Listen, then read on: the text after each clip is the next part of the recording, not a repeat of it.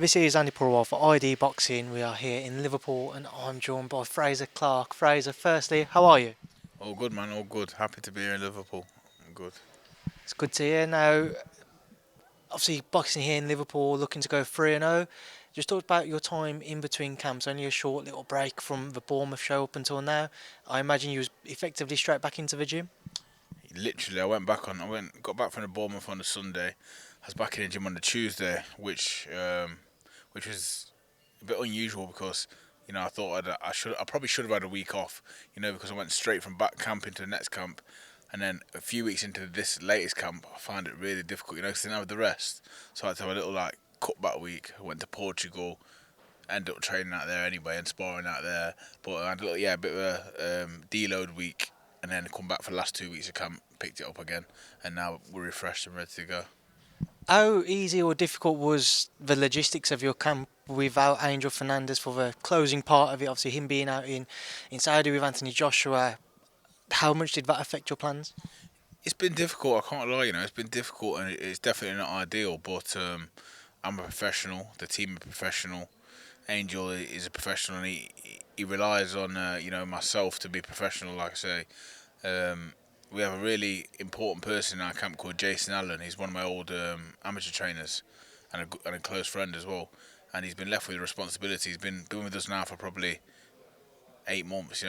Sort of picking up the ropes and learning, because it's what this game is. You're always learning, and he's been really amazing in helping get me sparring and just ticking me over why Angel's not here. On the phone to Angel every day, for knowing what I should do, what I shouldn't do, and without him it wouldn't be possible. So big up to Jay and Angel. I'm glad that he's back now though, because there's nothing like having your man there. Do you know what I mean? It's not the same. It's been great, but I'm glad to have him back. We can, after this one, I can have a week off, and we can get right back into the learning, right back into the drills, the practice, and everything like that. So it'll be good.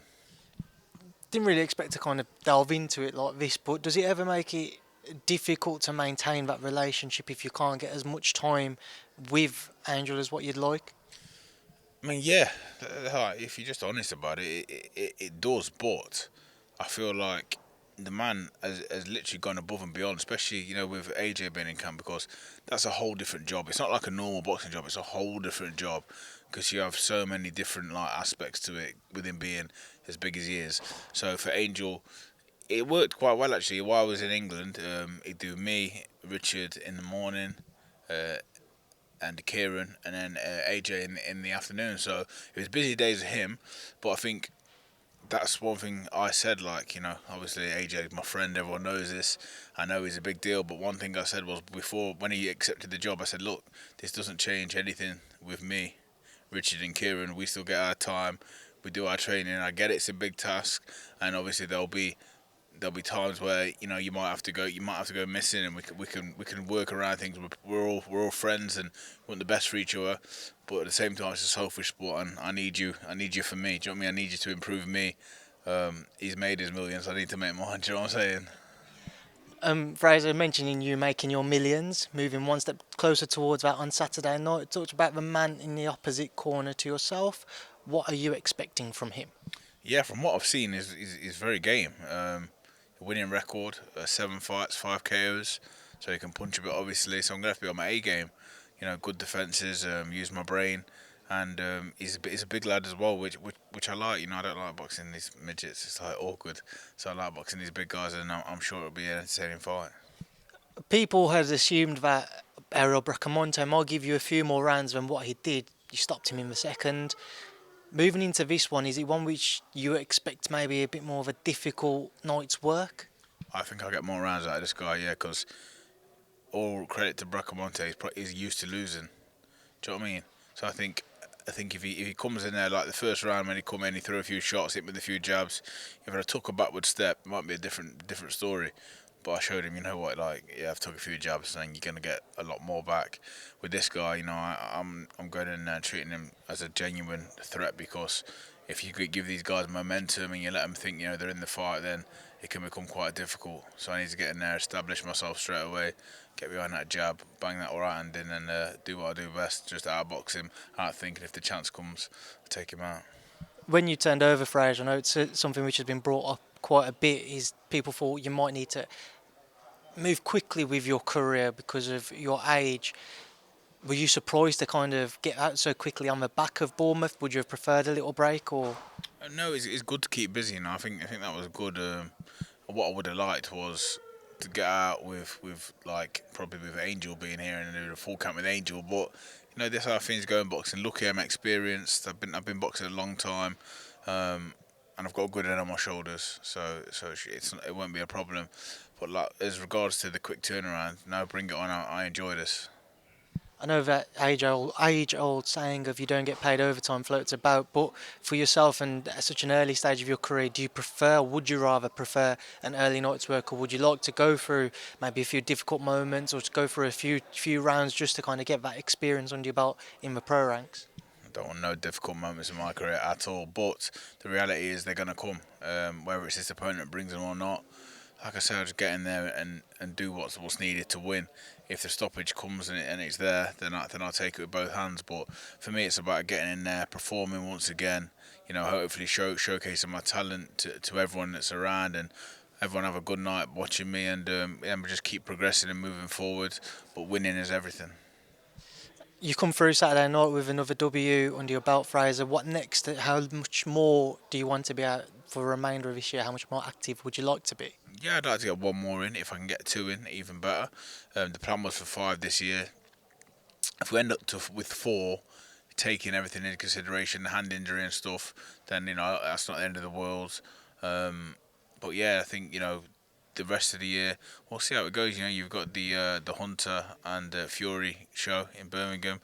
Definitely one I'm looking to be involved in. That's close to home for me, and I think it'd be good to take all the fans from Burton and all around the country now. Actually, I'm getting a lot of following from all over. So if everyone can get to Birmingham and support me in a big one, hopefully we get a good name as well. God willing that we come through Saturday unscathed. We can get a good name and a good fight and start climbing these rankings. I was going to say, is there anybody who you are looking at now, Fraser, who you lick your lips at and you think, oh, I'd like to fight them next? I wouldn't say next, and it might sound like mad, but because where they're at in their careers and stuff. But obviously, I just took out Bracamonte. He took Jerome Miller 10 rounds. Um, that next step up. I think he's going to fight Lucas Bryan. So like, give me a couple more fights. I think they're the names that I need to be looking at if I want to go to where I want to go. But there's loads. What's the other guy called? The American, the big mouth guy, Lovejoy. These are names that I've had a chat with a few people about. Um, English Slayer and whatnot. Like, I just want competitive fights. But there's loads out there. But like I say, this division and this sport is unforgiving. So we've got to take the right steps at the right time. I'm not going to rush anything. But if I feel that I'm ready for certain steps, then don't get me wrong, we'll take them. You haven't had it yet in your career, Fraser, where you've had that kind of back and forth in a fight week build up. When that time comes, whether it be against an American or an English opponent, how do you feel you'll react to it? Do you feel it will bring out more in you? I don't know. It depends what day you catch me on. Some days I'm the most chilled out man in the world. Some days I might lose my mind, and you might have to stop us wrestling on the floor at the weigh-in or something. But nah, it is what it is. It's part of the game. I'm a big boy. I got thick skin, and I don't. I've got no hate for no one in this game. We're all just trying to make a living. But if it comes on fight weekend, there's a bit of back and forth and this and that. Then yeah, let the games begin. Fraser, just moving away from yourself, get your thoughts on a few other topics now. One obvious one, you mentioned him earlier, Anthony Joshua fell short in his attempt to reclaim the unified titles recently against Oleksandr Usyk. Now, I just want to get your thoughts firstly on the fight. What did you make of it? Yeah, I thought it was a good fight. I thought great performance by Usyk. Thought AJ did fantastically well. I think that's got to be definitely up there, one or two toughest fights that Usyk's had. Um, Left it all on the line. It was always going to be difficult, fighting someone of that quality. And I think even though I know he's a winner, I think he can be proud of his performance. He knows where he needs to improve, and I'm sure he'll be back to the drawing board doing that. When you was watching the fight, Fraser, what more would you have wanted to see from Anthony? What did he actually have to do to have been more successful, to have tried to actually reclaim those titles? Oh, it's all hindsight, isn't it? But I think you got two choices, don't you? You either chuck it all in there on in the you treat it as a six rounder, and you go from 1 to 6. You go steaming in like a madman. I hope you get rid of him. Or you try to sort of go that like in between, like halfway in between full pelt sort of pace, 75%, and then later on you tire. So I think I don't know is the answer. I think Usyk is that good. I don't know what would I do in there. Everyone says I'm gonna probably try and lie on him a bit more, use your size a bit more. These guys are clever, mate. These guys expect all this, and if you think he hasn't been training for that, it might look like that's easy to do, but it isn't. So there's there's loads of things he could have done more. In essence, hit him more, hit him harder, but it's not that easy. We all know that. Fraser, after the fight, we saw Anthony kind of in an upset mood, left the ring, came back and gave a speech. What were your thoughts on that? Yeah, like I say, at the time, I was working on Sky, and I give my points, I give my view. After speaking to people that were there and close to him, I've sort of found out the actual situation. What I'm seeing on the TV is one thing, what everyone's seeing, and what's happening actually going on there is a different thing. So, it's right. Like he had his moment. I think if he could take that back now and do it again, I don't think he would have said that. I don't think he would have gone on the mic straight afterwards. I think he'd have given himself a little bit of time to chill. But it's happened. It's last week's news now, isn't it? This is a sport of boxing. Everyone wins, everyone loses. Remember when Mayweather beat Pacquiao? It was a big deal, massive fight, biggest fight probably I've known. And then once it's done, a week later, someone else is going to fight on it. So I feel like the AJ saga is over. He'll be having his regroup, and then he'll get back on the horse as such as like everyone else does. I mean, obviously, I know the comments you're referring to that you put out there. I saw your tweet as well. How frustrating was it for yourself, though, to have seen Anthony kind of not just lose, but obviously everything that happened after the fight for somebody who I know you've spent so many years with around boxing, to have seen him kind of going through that and not being able to just kind of be there for him in that moment as well? Yeah, I'm a real person, Like if you train with me and I know you and you have a relationship with me, then I love you and I got love for you. Then it hurts, man. It hurt. Like I was in them Sky Studios. I was frustrated. I was the language I was using, and I had to walk out. I walked out at one point because I was getting frustrated. But it's sort of when you throw every punch with these boys, you know what I mean? You know what they go through. You know the ups and downs. When you're in it and when you're a fighter, you have that much respect and love for these people. All you want to do is win. You just want to see them win and succeed, and you want them to do well. You want to see the smile on the face because you care for people. So yeah, but it was just real from him. Like I say, I think if he could do it again, he probably would have changed the way. Probably not what he said, but the timing of it. Um, these things will happen in boxing. These things will happen in life. Ups and downs.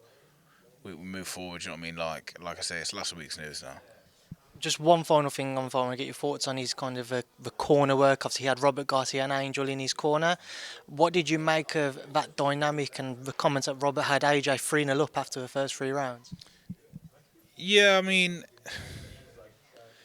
I'm not a trainer, so I don't know trainer tactics, but I know that if I know from what I was watching, I didn't have him 3 rounds up. Do you know what I mean? So I definitely the worst thing you can have in your corner is like false information. If that's how Robert's seen it, and he's just telling him the truth, and I know Robert, from being with him, I don't think he would have lied to him intentionally. But you're in the heat of the moment, things come out. Um, would it have mattered in the end?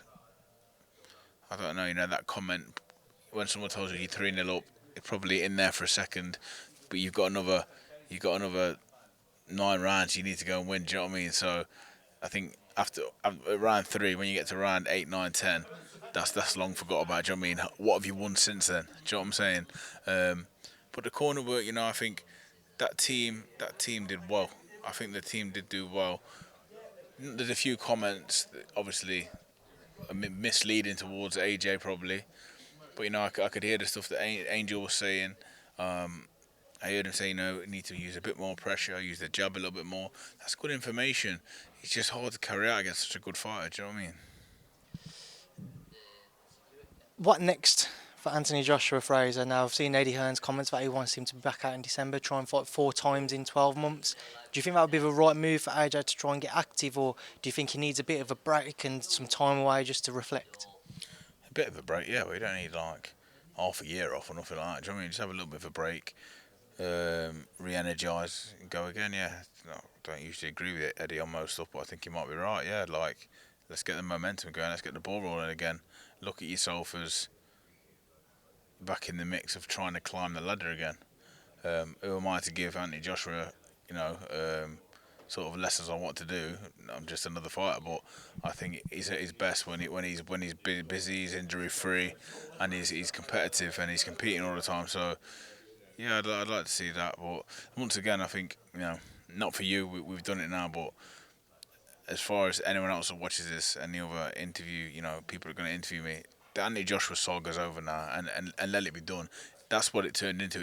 It wasn't a fight in the end. It was a saga. It was just going on and on and on. It was like one of them episodes of EastEnders, with like 3 parts, 2 parts, whatever.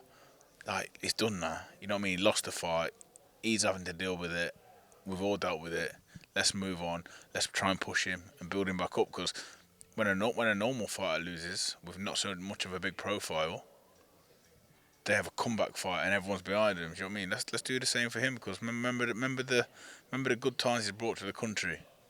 I remember I've been in Cardiff, I've been in Wembley, and I've seen 90,000, 80,000 people having the time of their life because that guy was filling stadiums. You know what I mean? So let's get behind him a bit, man. I'm sick of seeing people putting him down. I'm just walking through down the docks there. Some guys like, oh, Frazer, can I have a picture? What do you think of AJ, man? He fucking shit. We like fucking chucking him in the water. Do you know what I mean? Shut up, man. What would you do? Do you know what I'm saying? Do you know what I mean? So let's get behind him. Let's just get behind all fighters. Do you know what I mean? Stop giving us shit, man. We're just trying to fight and make a living. Do you know what I mean? It's very well put there, Fraser. Moving away from AJ, but sticking with Oleksandr Usyk, talks of a potential undisputed bout with Tyson Fury seem to be that it could be close. What are your thoughts if we did see that bout take place? Oh yeah, I'd love to see it. As a fight fan, it's intriguing, isn't it? Do you know what I mean? Like I think I call Fury the best still at the minute. Usyk's fucking unbelievable, but if there's anyone that's going to figure out that jigsaw, it's Tyson. Do you know what I mean? So let's see it. Let's the business is the business, and they got to talk numbers and this and that. But as long as the fight gets made eventually, I'll be buying a ticket. What would you expect Tyson to do in that fight? We know that he can box on the front foot, back foot, he can basically do whatever he wants. But what would be the key to unlocking the Oleksandr Usyk chest? I think it's having the versatility to be able to do different things at different times in the fight, and that's definitely something we've seen him do before, and we know he can do.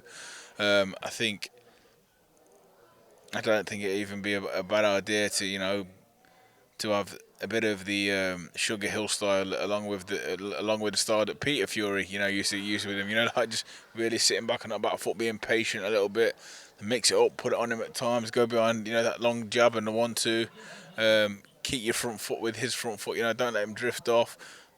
Keep him thinking all the time, because as much as Fury is a boxer trick, so is Usyk, and vice versa. So be a box fight thing, I think. Like a bit of a chess match. But then I think if he was losing the chess match, Fury, that's when you'd see the old shrewdness and what's the word, the cunningness of him. He'd lean on him, he'd hit him. He'd hit him on the breaks, he'd hit him in clinches, hit him round the ears, round the hips, stamp on his foot, nudge him, all that. So yeah, it'd be intriguing.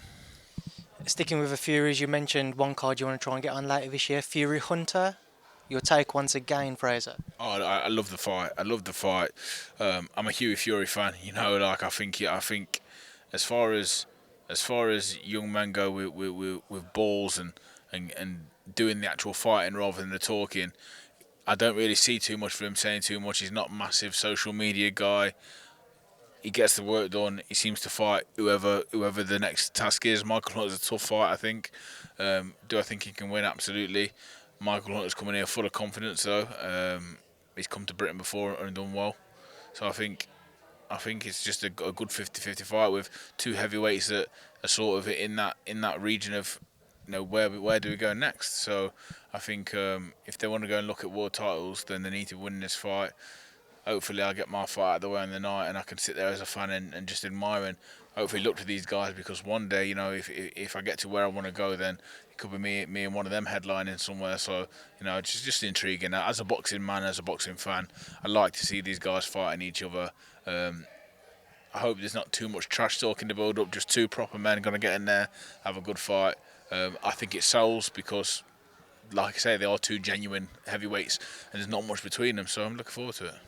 Just a couple more quick ones, Frazer. Wilder-Helenius again, what is your take? Good to see Deontay back? Happy to see him back. He's good for heavyweight boxing. He's good for the division. Seen him doing a few workouts on Instagram. Looks sharp. Looks like a bit between his teeth. Helenius can cause a lot of people problems. He's big. He's gangly. I think it's always in the head with Helenius. He seems to have a bit of confidence though. He's on a bit of a crest of a wave at the minute. So I can't see him causing Wilder too many problems unless he comes really game with a good defence. But yeah, another good fight. Two massive guys. Helenius is a big boy. I sparred him years back, and he's a big boy. Wilder's big, obviously the biggest puncher in boxing. Good heavyweight fights. Let's keep them going. Let's keep making fights. Not, we don't want a period of bad fights being made. Keep making good fights. Let's get the sport entertaining. Final one, obviously you boxed on the Bournemouth card last time out. CBS won that headline bout against Isaac Chamberlain. You train alongside Richard Riakporhe. A potential rematch has always been spoken about with the two of them. Has Richard mentioned anything to you as a campmate about that fight, especially since then? No. And I like Chris. I think he's a good fighter. This is no bias at all. I just think Richard's a level above. I really do. I think Richard's on knocking for the world title from what I see him doing in the gym. Obviously, people might tell me different about Chris. I think he's good. A bit of a life or death with Isaac, and I think it would be a good fight. If one of them gets a world title, then you can do a good fight in Britain, can't you? A good all British clash, and I'd love to see it. All right, Frazer, we will leave it there now because I imagine I've taken more of your time this evening than what you would have liked. It is about perfect timing. But listen, I appreciate you doing this interview. Final word to yourself, anything you'd like to say to your fans, your followers, anyone who will obviously come up to watch you on Saturday night. No, I appreciate everyone coming. Love to all the support. We're in Liverpool. I think we all owe it to after the tragedies the last couple of weeks in Liverpool. I think we all owe it to all do a mention. We've all got a little bit of responsibility to try and spread the word about the weapons and stuff going down and the violence stopping. I'm definitely going to be spreading the message, through Fight Week, because I believe it's a massive problem in the UK. Obviously, it's a problem here in Liverpool, and if I can even change the opinion of one person that thinks they're going to go and pick up one of these weapons, or I can just show some support to someone, and change someone's mind and outlook, then I'm definitely going to do it. So, yeah, definitely let's stop all this daft violence and put these weapons down. Frazer, once again, very well put. I'm sure you won't be the only one with that message to give this week, but I'll leave you now to go and enjoy match of the day. Thank you for speaking to me in ID Boxing. No worries, bro. Thank you, bro.